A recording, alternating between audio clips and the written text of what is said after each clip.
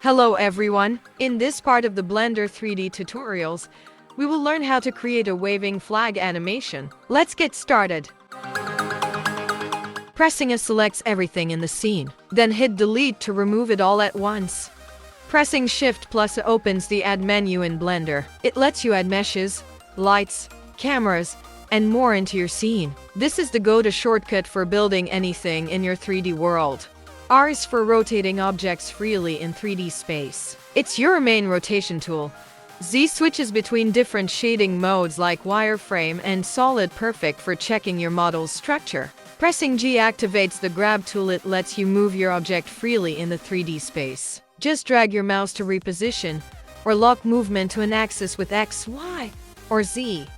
When you add a new object in Blender, look at the bottom left corner. That's the Adjust Last Operation panel. It lets you tweak settings like size, segments, or rotation right after adding the object. If you click anywhere else, it disappears, so act fast. The number pad keys or numpad are awesome for switching views in Blender. 1 gives you front view, 3 side view, 7 top view. Use scroll with them for the opposite side. It's the fastest way to navigate around your model.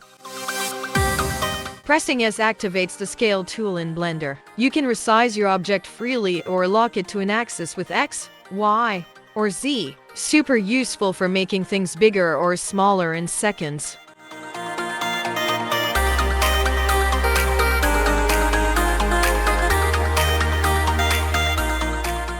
Pressing Shift plus D duplicates your selected object in Blender. It creates a copy that you can immediately move into place, perfect for making multiple versions of the same model fast.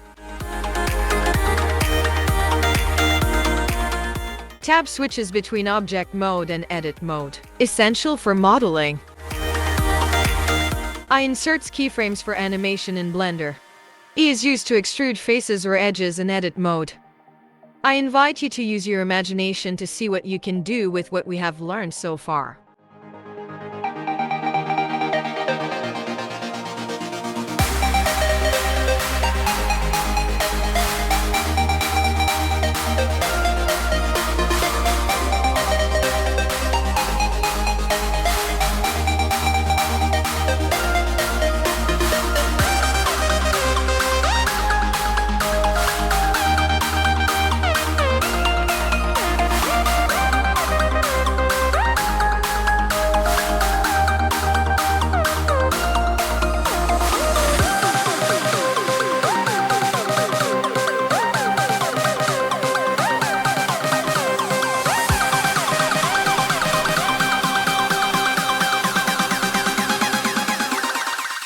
Pressing Ctrl plus R lets you add loop cuts to your mesh. It's perfect for adding extra detail and controlling your model's shape. Subdivision adds more geometry to your model, making it smoother and more detailed. It's great for creating organic shapes.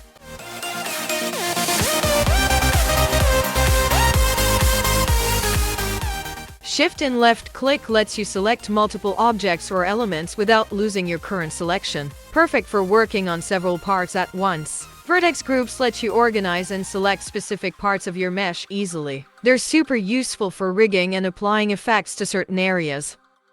Cloth simulation makes your mesh behave like fabric. It moves, folds, and reacts to forces realistically. Awesome for adding life to clothes, flags, and curtains.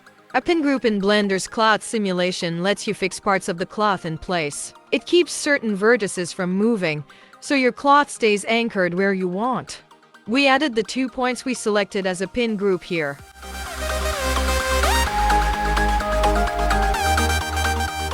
Force fields in Blender add physics effects like wind, gravity, or turbulence to your scene. They make simulations like cloth, particles, and smoke react realistically. The wind force field simulates wind blowing through your scene, affecting cloth, particles, and more. Strength controls how powerful a force field or effect is in Blender. Higher strength means a stronger impact on your objects or simulations. From here you can increase the wind power as much as you want. Subdivision surface smooths your mesh by adding more polygons, making it look rounder and more detailed without changing the original shape.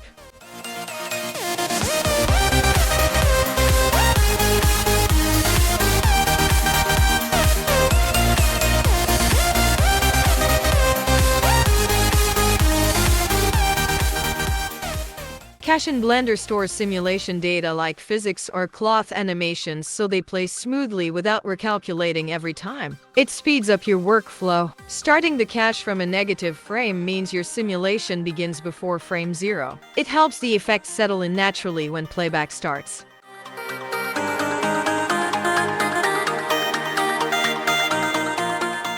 Materials give your 3D objects color, texture, and surface properties like shininess or transparency. They bring your models to life visually.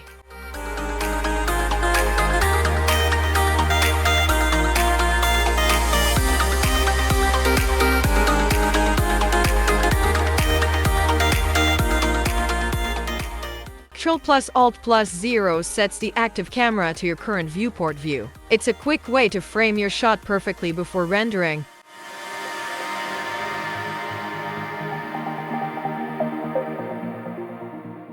Once we add a few light sources, our work will be complete. Then, make our output settings as I show you later and press F12 to get the output. See you in the next video.